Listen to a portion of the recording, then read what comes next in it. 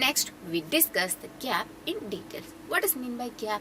Generally accepted accounting principles are called the GAAP. It includes accounting conventions, rules, procedure and accounting standards, accepted accounting practice both promulgated and non-promulgated. GAAP are those principles which have substantial authoritative support.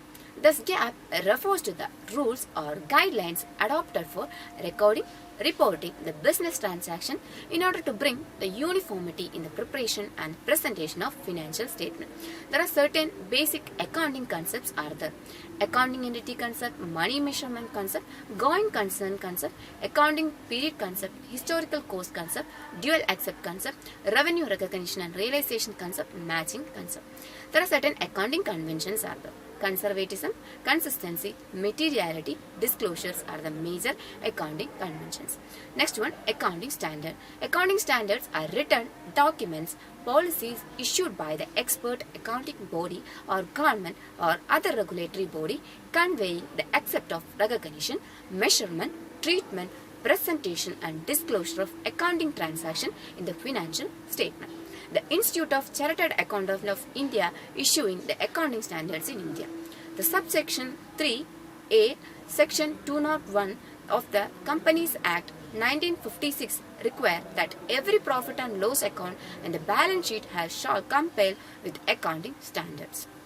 Thus, accounting standards means the standard accounting recommended by the ICAI and prescribed by the central government in consultation with the National Advisory Committee in Accounting Standards constituted under Section 210A subsection 1 of the Companies Act 1956.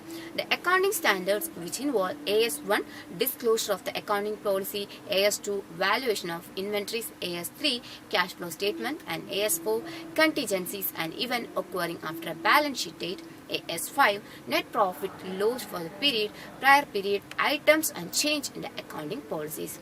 And next one is AS6 the depreciation accounting, AS7 construction of contract, AS8 is concerned with withdrawn, AS9 revenue recognition, AS10 the accounting for fixed asset, AS11 the effects of change in the foreign exchange rates. And accounting standard 12 is concerned with accounting for government grants and AS3 is accounting for investment. AS14 for accounting for amalgamation, AS15 for accounting for retirement benefits in financial statement of the employees. AS16 is concerned with borrowing cost, AS17 segment reporting, AS18 related party disclosure, AS19 is concerned with lease. And accounting standard 20 is concerned with earning price per share EPS, and AS21 consolidated financial statement, AS22 accounting for tax on income, AS23 accounting for investment in associate consolidated financial statement, AS24 is concerned with discontinuing the operation, AS25 is concerned with inter-firm financial reporting, and AS26 intangible asset, AS27 financial reporting of interest in joint venture, AS28 impairment of assets, AS29 provisions, contingent liabilities and the contingent asset. There are certain international accounting standards. What is meant by international accounting standards? The International Accounting Standard Board IASB issues the International Accounting Standards. International Accounting Standards Committee, the London-based group responsible for developing the IAS, has been in existence for over 20 years. The IASC comprises the professional accountancy bodies over 75 countries, including the Institute of Chartered Accountants of India. IASB so far has issued 41 IAS and 6 IFRS International Financial Reporting Standards. What are the IFRS include? First IFRS, first time adoption of IFRS, and IFRS 2 deals with shares-based payments. IFRS 3 deals with business combination. IFRS 4 deals with the insurance contract. IFRS 5 deals with non-current assets held for the sales and discontinued operation.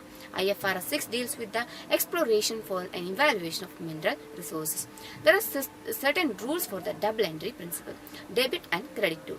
Credit represents the source of financing. Debit represents the use of financing.